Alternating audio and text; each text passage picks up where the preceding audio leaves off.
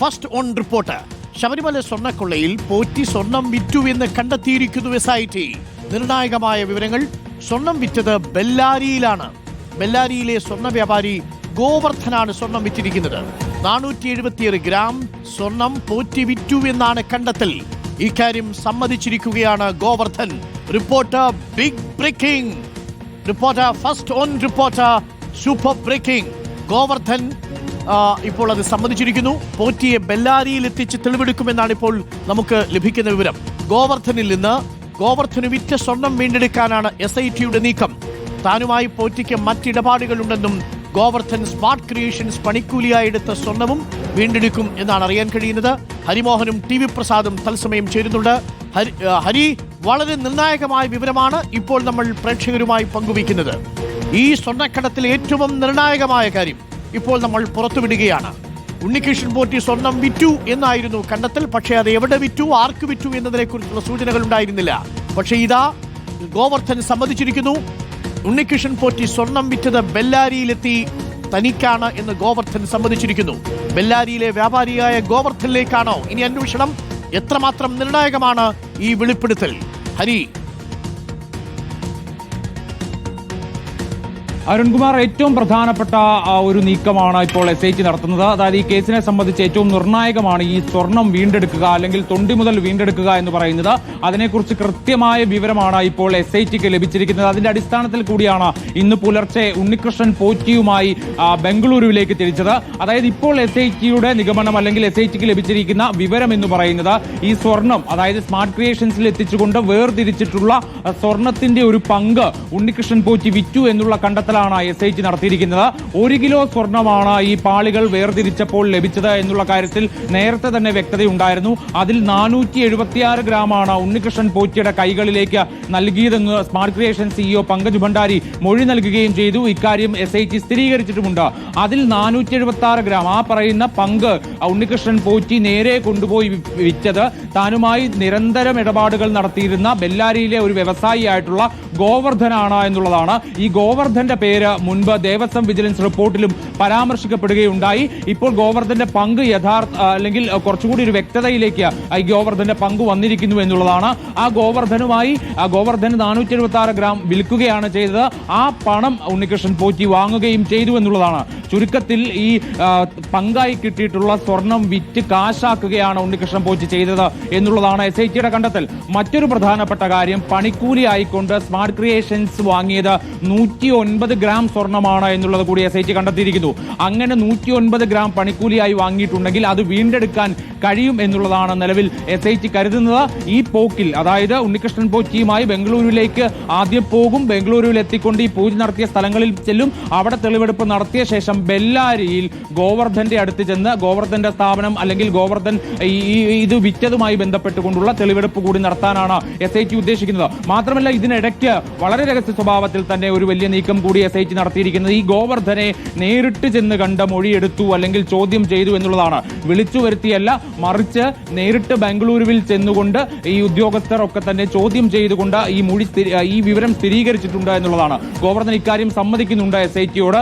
ഈ സ്വർണം താൻ വാങ്ങിച്ചിട്ടുണ്ട്, അതിന്റെ പണം ഉണ്ണികൃഷ്ണൻ പോറ്റിക്ക് നൽകിയിട്ടുണ്ട്. എത്ര പണമാണ് എന്നതടക്കമുള്ള വിവരങ്ങൾ പുറത്തു വരേണ്ടിയിരിക്കുന്നു.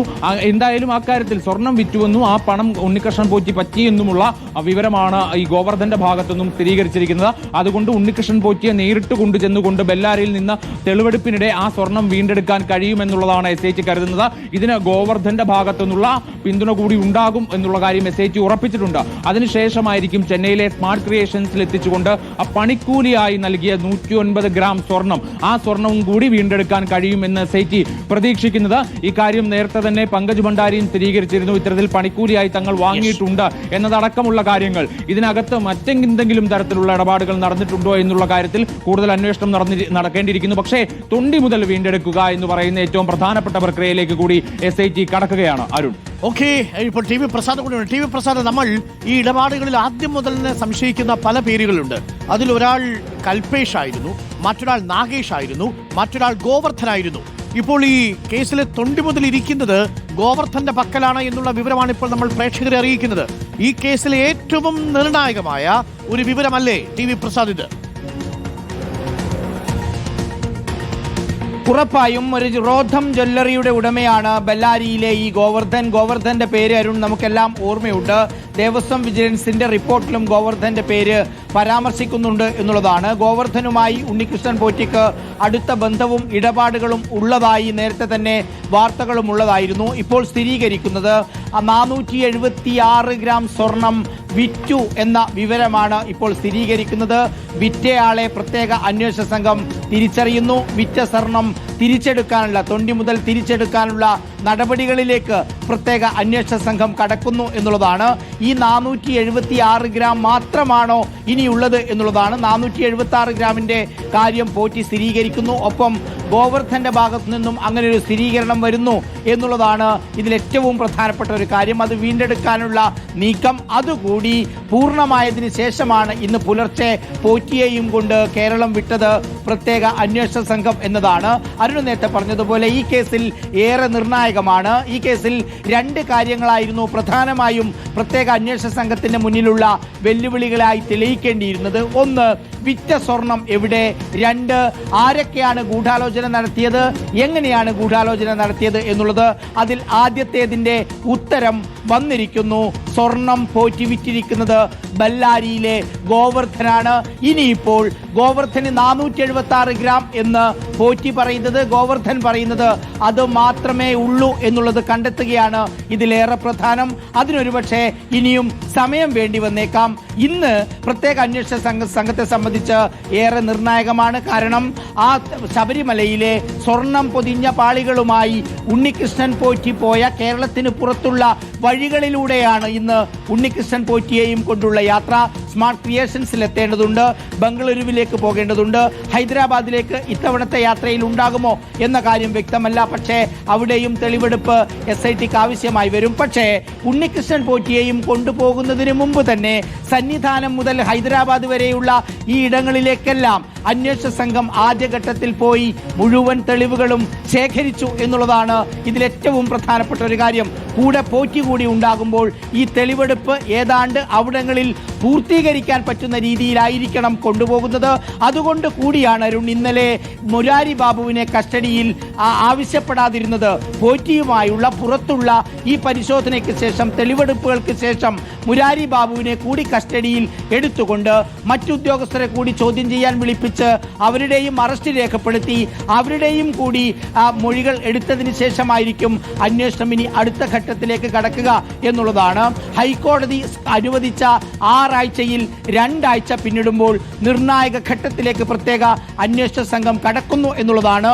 ദേവസ്വം വിജിലൻസ് സ്വർണ്ണമോഷണം സ്ഥിരീകരിക്കുമ്പോൾ പ്രത്യേക അന്വേഷണ സംഘത്തിന്റെ കയ്യിലേക്ക് കേസെത്തുമ്പോൾ ആ സ്വർണം കണ്ടെത്താൻ പറ്റുന്ന രീതിയിലേക്ക് അന്വേഷണം വ്യാപിപ്പിക്കുന്നു എന്നുള്ളതാണ് പ്രത്യേക അന്വേഷണ സംഘത്തിന്റെ നേട്ടം. അത് ഏറെ പ്രധാനവുമാണ്. Arun, thank you TV Prasad, thank you Hari. വളരെ പ്രധാനപ്പെട്ട വാർത്തയാണ് ഇപ്പോൾ പ്രേക്ഷകരുമായി പങ്കുവയ്ക്കുന്നത്. കാര്യങ്ങളൊക്കെ മനസ്സിലായല്ലോ. ഒരു പ്രേക്ഷകർ എൻ്റെ അടുത്ത് എഴുതി ചോദിച്ചു, ഈ പോറ്റി എന്ന് പറയാതെ ഉണ്ണികൃഷ്ണൻ അങ്ങ് പറഞ്ഞുകൂടെ എന്ന് ചോദിക്കുന്നു. ശരി, ഉണ്ണികൃഷ്ണൻ സ്വർണം വിറ്റത് ബെല്ലാരിയിൽ വെച്ചാണ്. ഗോവർദ്ധനാണ് വിറ്റത് എന്നതാണ് വിവരം. വിറ്റത് 476 ഗ്രാം സ്വർണ്ണമാണെന്നാണ് കണ്ടെത്തൽ. അത് ഗോവർദ്ധൻ സമ്മതിച്ചിട്ടുണ്ട് എന്നുള്ളതാണ്. അപ്പോൾ അന്വേഷണം ഇനി ഗോവർദ്ധനിലേക്ക്, ബെല്ലാരിയിലേക്ക്,